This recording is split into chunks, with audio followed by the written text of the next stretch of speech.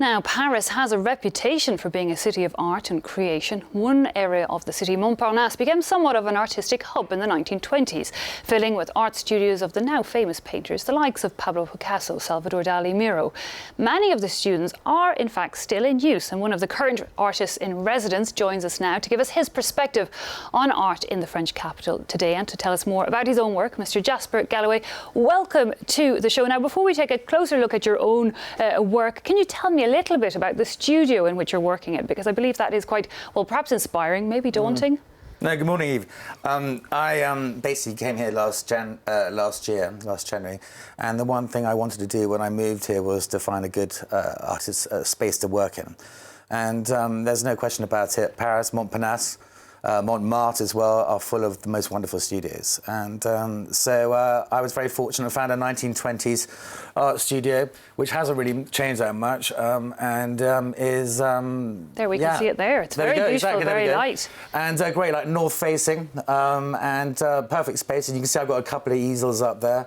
And no, it's perfect. I'm very lucky.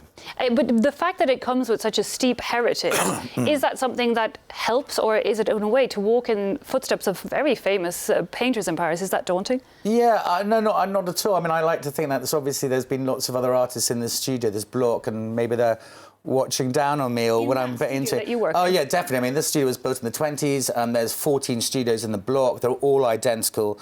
I think, I mean, basically this is from obviously the last 100 years. You've had many artists working in those studios. Fabulous. So. Now, of course, you moved to Paris to get inspiration for your work. That's right. Has your work changed since you made the move from the UK? And if so, in what way? I mean, yeah, I think it definitely has. I mean, there's no question working in a studio like that. The light is a constant light. It's different from the UK. The space is larger. I was definitely influenced by the city, the colours and everything. Yeah, it's developed. There's no question about that. It's developed over time. And just looking at your pictures here, I have to say, I might be quite pessimistic, but when I think of Paris, I think of grey and quite bleak, and yet your work is very colourful. Yes, no, thank you. I mean, I'm fascinated. I'm obsessed actually with colour, colour and texture, for instance. Yeah, it's obviously my work is colourful. There's no question about that. You know, it's important. Very beautiful. And I believe you even went as far as, I mean, Yves Klein is very famous for his blue, but you went as far as actually creating a whole range of colours. Why do you think, you know, tell us maybe more about that, the need to create a whole paint set and why colour is so important? What were you looking for? Yeah, I mean, that was several years ago. Basically, I was asked I got involved with setting up a company, which was a paint range.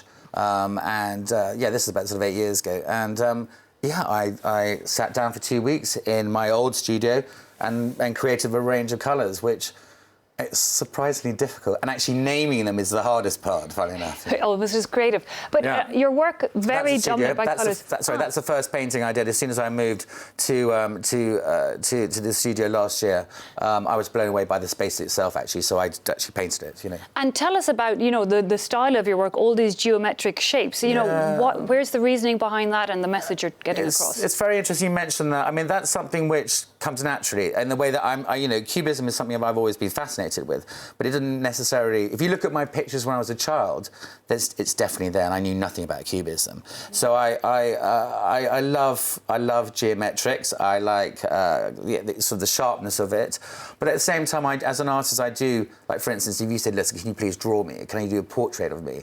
I'd be happy to do that. You know, I do still lives, portraits, a real mixture, actually. But is that the way you see the world, in a way, broken into these geometric shapes? I think you're right. I think it's different. I think we all see things differently, you know, if you... there's no question about it. I do see the sharp edges, which maybe others don't, you know. Oh, yeah. I'm starting to wonder, is that a positive or a negative thing? No, of course it's a positive. Of course it is. It certainly has a lovely result. Now, your work, of course, Jasper, has been shown around the world, but your first Parisian solo exhibition is about to open next month, I believe. It's called Vanishing. Tell us a bit about that. Is that your latest work in Paris? Yes, that's the Anti-Roth Gallery in the Marais. They basically, they're very excited. Well, I'm very excited actually to be working with them next month. So yeah, it's a two-week show. Vanishing Point is what it's called. Actually, funny enough, they named that, the exhibition that. And yeah, so yes, 2 weeks next month. So yeah, it starts up. Fabulous. So anybody hopping over to Paris, of course, can check them out. But you're based in Paris, but work is clearly international, Mr. Jasper Galloway. Thanks so much for coming in and give us a flavour of your very colourful and what looks to me positive work. Thanks so much for your time. Thank you.